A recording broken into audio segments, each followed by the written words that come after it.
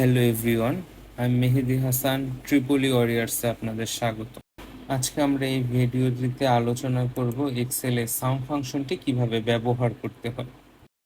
ওকে, শুরুতেই আমরা একটা সিনারিও চিন্তা করি। ধরেন আপনাকে কিছু নাম্বারে যোগ করতে বলা হলো। তিনটা আমরা নাম্বার ধরে নিই। ধরেন 1080, 2888, 5756। এই নাম্বারগুলো আপনি কিভাবে যোগ করবেন? হয়তো আপনি খাতায় লিখে এরপর যোগ করবেন, নয়তো ক্যালকুলেটর ব্যবহার করে যোগ করবেন। কিন্তু এক্সেলে আপনাকে সেই সুবিধাগুলো দিচ্ছে যাতে আপনার খাতা কলম বা ক্যালকুলেটর ইউজ না করেই এক্সেলের মধ্যে এই তিনটা নাম্বারের যোগটা ইজিলি করতে পারেন। কিভাবে করবেন চলেন আমরা এই যোগটি দেখি। আমরা একটা ইকুয়াল সাইন দিলাম এবং আমরা লিখলাম 1080 যোগ 2888 যোগ 5756। এখন আমরা এতটুকু লিখে যদি এন্টার প্রেস করি তাহলে দেখবেন আমাদের কাঙ্ক্ষিত রেজাল্টটি চলে আসতেছে। এখন আরেকটু অন্যভাবে চিন্তা করেন।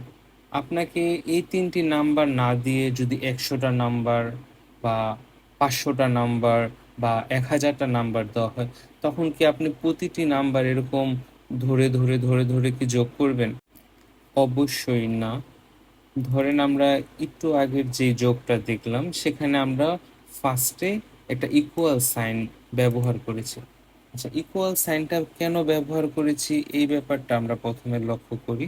যেমন আমরা এই যে তিনটা নাম্বার ধরে নিয়েছিলাম, এই তিনটা নাম্বার আমরা কি করতে চাচ্ছি? যোগ করতে চাচ্ছি, গুণ করতে চাচ্ছি। এই নাম্বার দিয়ে তো আমি এক্সেলকে বুঝাতে পারতেছি না যে আমরা ওর থেকে কি চাচ্ছি।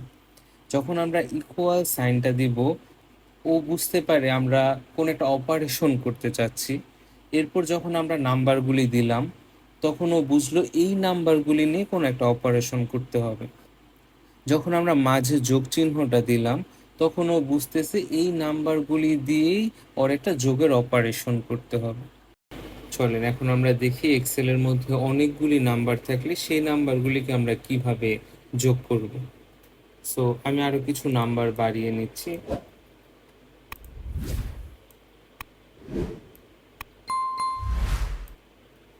আচ্ছা, তো আমাদের প্রথম ফাংশনগুলি ব্যবহার করার জন্য কিছু রুলস আগে জানা লাগবে।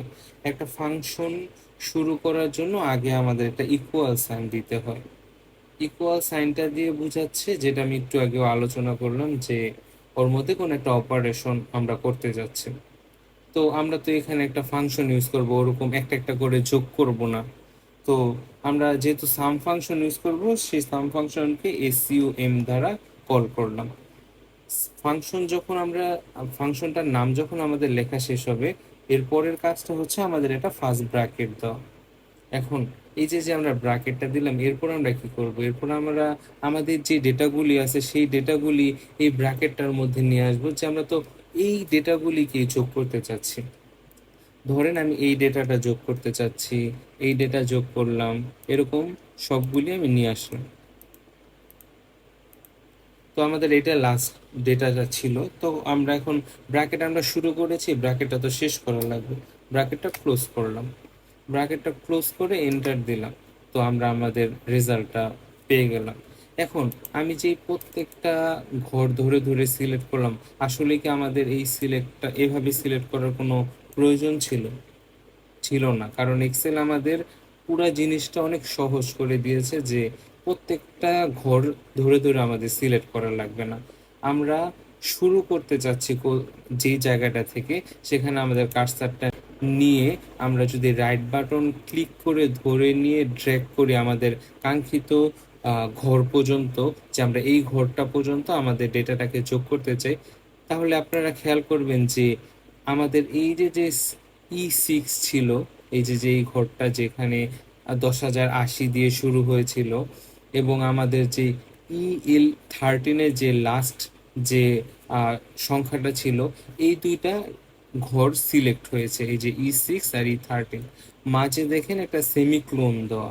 তার মানে কি, ও এই শুরুর ঘরটা থেকে, এই ঘরটা থেকে পুরা এই ঘরটা পর্যন্ত ও নাম্বারগুলিকে একসাথে ড্র্যাগ করে নিয়ে আসছে।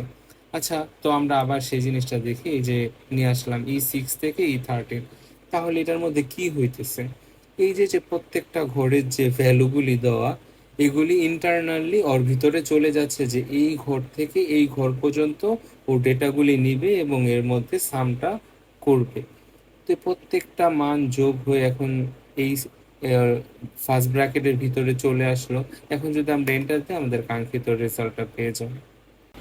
আজ এই পর্যন্তই। নেক্সট ভিডিওতে আমরা সামের এক্সাম্পলগুলি নিয়ে আলোচনা করব, যেখানে আমরা অনেকগুলি এক্সাম্পল করব, যাতে এই সাম রিলেটেড যে কোনো প্রবলেম আমরা সলভ করতে পারি। Thank you everyone. আসসালামু আলাইকুম।